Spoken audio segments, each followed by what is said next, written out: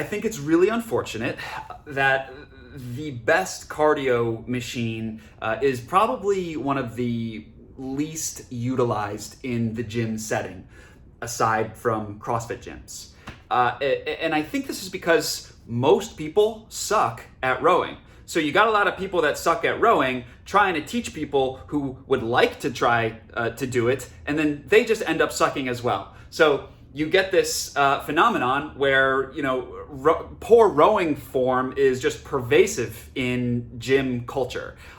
Even in CrossFit gyms, you show me 10 people on rowing ergometers, I'm going to show you 10 people who really need improvement in their rowing form. So today's not necessarily a testimonial about how wonderful the Concept 2 rower is, which it is, but I'd like to do just a little bit of a masterclass on rowing mechanics and rowing form.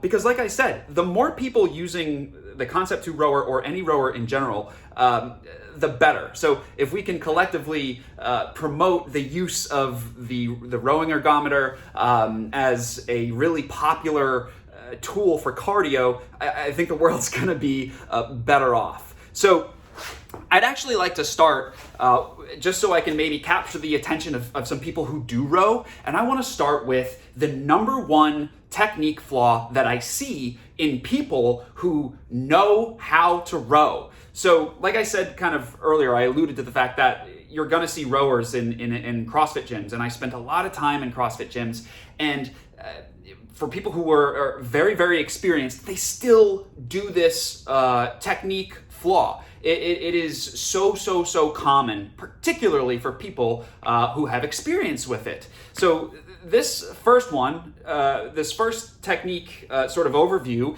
is actually directed at people who know how to row. And after this video, you will know better. Okay, and I don't want to see you making this mistake again. So, but for those of you who don't know much about rowing, stay tuned to the next video in this series, because I'm going to break it down, from scratch, more or less. But if you're an experienced rower,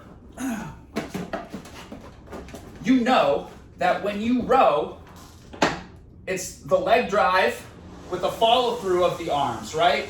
We want to do core to extremity. So you use your core, and then at the very end, you can use your extremities or the smaller muscles to just kind of follow through, right? So it's legs, we know it's legs, then it's arms, and then it's just in reverse when you're going back into this catch position.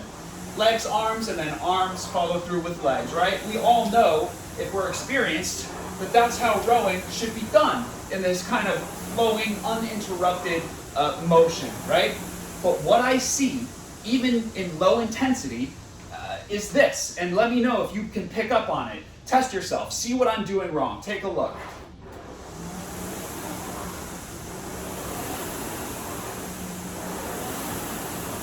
Looking at myself to see if I'm doing it, and I am.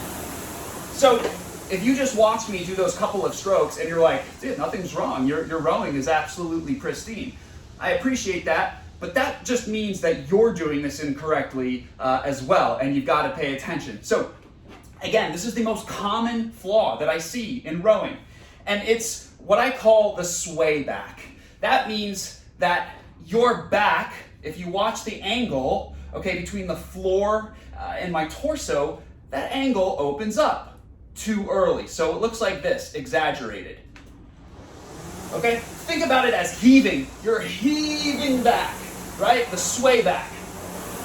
This right here, when you see my shoulders move back as soon as I start pulling, that, in my experience, as far as more experienced rowers are concerned, is the number one mistake that they make. How did this happen? I don't know. I think it might have to do with, it's easy to sway back. It's just easier to do that.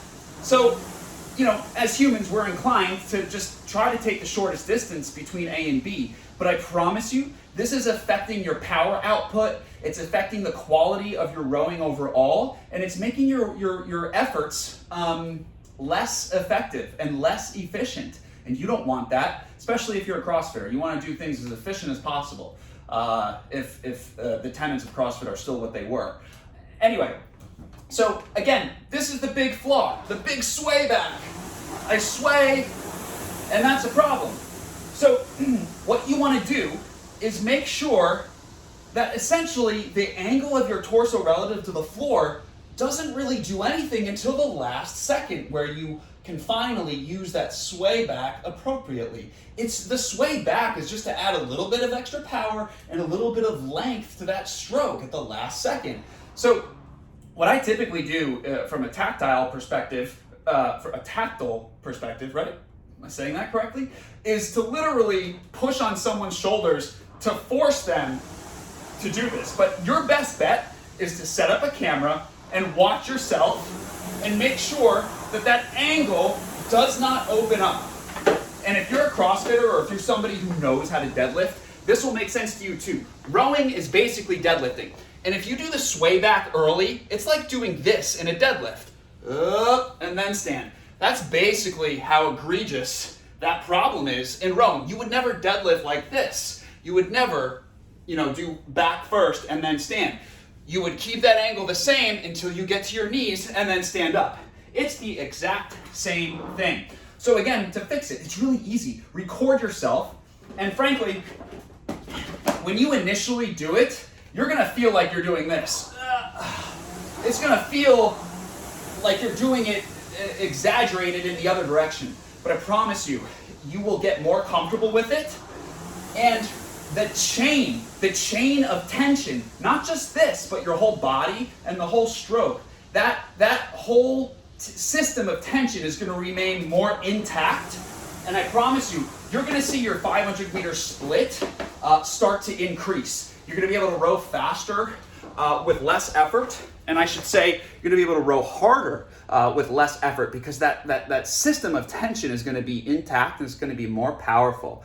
So again, I just wanted to open up this lecture series on rowing by targeting people who do know how to row and that they're screwing up the stroke from the get-go. So if this is something that you identified with and that you know that you were doing, I really want to know. So leave something in the comments for me. And if you have suggestions on other things you want me to look at it and show you, please tell me in those comments as well. You can also direct message me. If you have problems with rowing or other form with exercise, I'm happy to take a look at it and to help you and give you a couple of pointers. But anyway, that's it for today. Again, stay tuned. I'm going to break rowing down even more after this. Okay, bye.